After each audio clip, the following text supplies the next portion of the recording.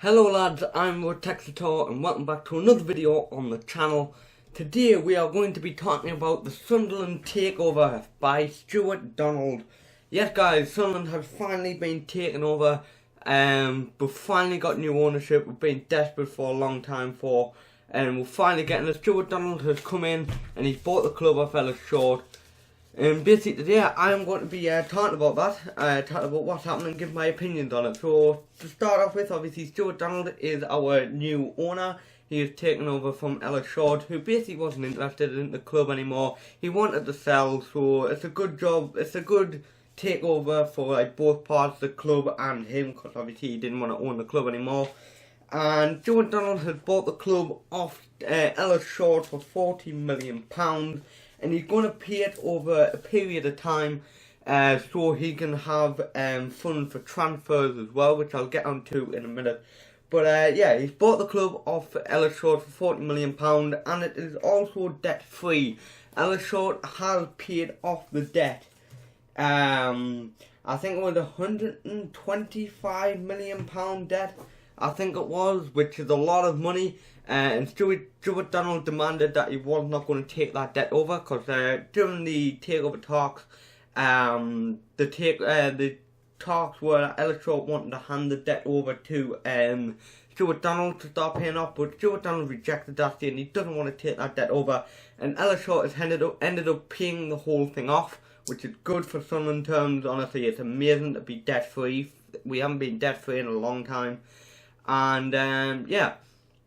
Stewart Donald has now got the club as a debt-free club as well, which is even better.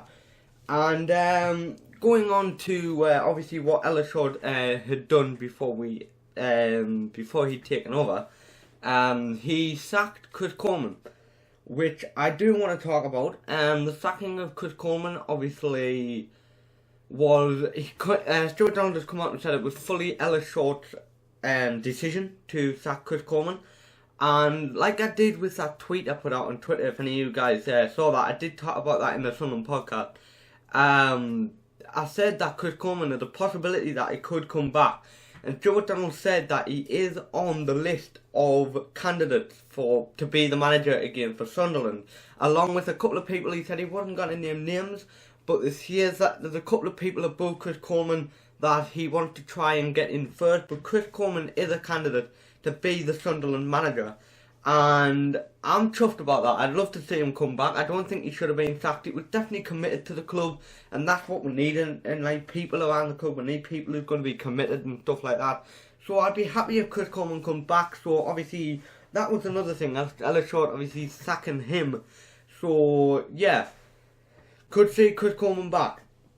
The next thing I do want to say is obviously on the manager thing, is that he said that there's going to be a new manager within the next 7 days, which is really exciting and is a must as well, obviously, because we need to get that manager in as soon as possible so we can start the summer process, basically, the transfer, getting the squad ready, the club ready. We need that man in, so I'll be looking forward to what happens in the next week and see who we do get in as manager. It'd be really interesting to see who we get in. Obviously, looking at some of like Sky Bet, for example, on the odds, there is Chris Coleman, there's Alex Ray, who I've heard being talked about. There was Chris Wilder, but he's now signed a new contract, so it doesn't look like he's going to be coming to Sunderland. There's also the Bolton boss. I can't remember his name, I do apologise, but I'm sure the Bolton boss was another candidate on Sky Bet as well. So it'll be interesting to see who Sunderland get in as manager. It'll be very interesting to see. And yeah, basically we're going to have the next manager in 7 days, and he's going to have a massive job to do, like Stewart Donald as well. And the last thing I want to talk about quickly on the manager front is Stewart Donald, has come out and said the new manager will have a hefty budget that a lot of League One teams won't have, and some Championship teams would like to have as well, which is great news for Sunderland. This is the first time in a long time that we've heard in Sunderland that we've actually got a transfer budget to spend. Like, Ellis Short never spent money for a good few years. So it's nice to hear that we're actually going to have some money to make transfers, which we are desperate for. We are desperate to make transfers at Sunderland. We're desperate for new faces, new blood in the squad, people who actually want to play for Sunderland, which is another thing he said. With he wants people in the club that wants to play here. He's not going to bribe anybody to come here, because that's what we've done in the past and that hasn't worked, and we've made problems, massive bills and all this stuff. And basically, yeah, I'm looking forward to seeing who we do buy and who wants to play for the club. Be interesting to see. And talking about like people like mistakes in the past as well. You talked about Jack Rodwell and people like that. Obviously, Jack Rodwell, a massive mistake. He said he will be talking to the players one by one and stuff like that, and seeing who wants to stay, wants to go. Obviously, Jack Rodwell just needs to get the hell out of the club. Paying him 46 grand, I think we're paying him in League One now. Like, that's just bloody daft, honestly. He needs to get his arse out of the club as quickly as possible and save that wage bill. And also, we could see other players leaving. I know Fabio Borini has left to AC Milan, I believe it is, for 5.25 million. We could see the likes of Calvary, Lens, all them sort of people who've been out on loan, Dillabodji. We could see them leaving as well. And it'd be interesting who wants to stay and who wants to go. And also, Stewart Donald's going to be talking to the likes of Martin Bain and the staff and stuff as well, to see who wants to stay, who wants to go.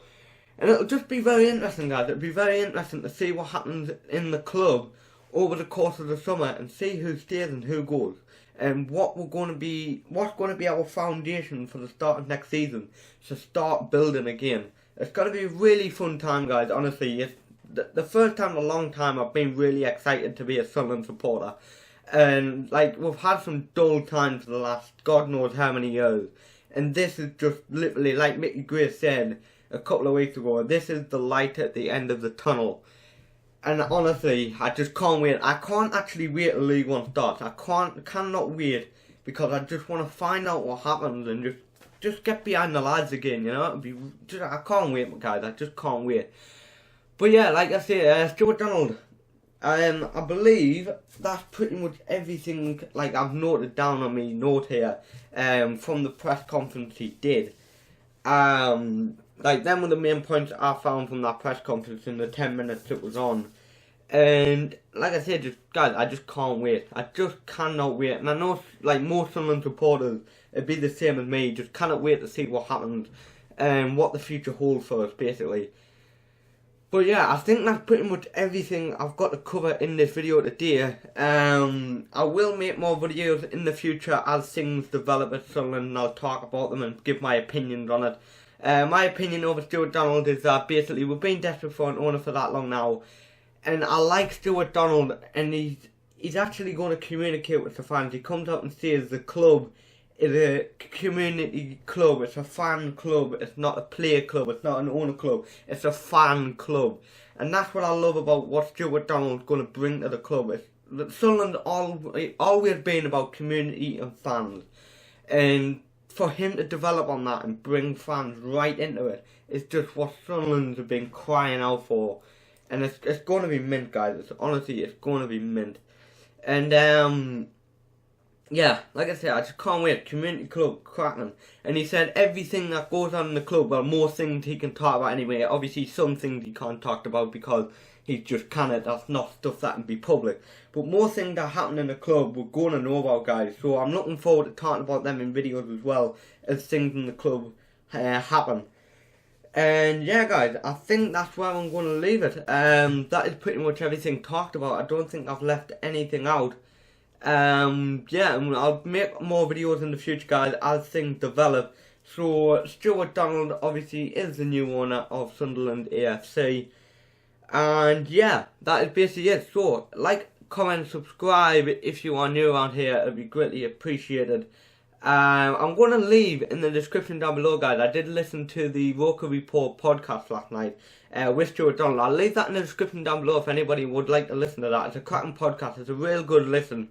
So I'll leave that in the description down below. Also down there is Twitter and Twitch if you would like to go and follow me over there as well. And yeah, guys, I think that's where I'm going to leave for today. I think I've covered everything. And yeah, guys, I shall catch you guys later.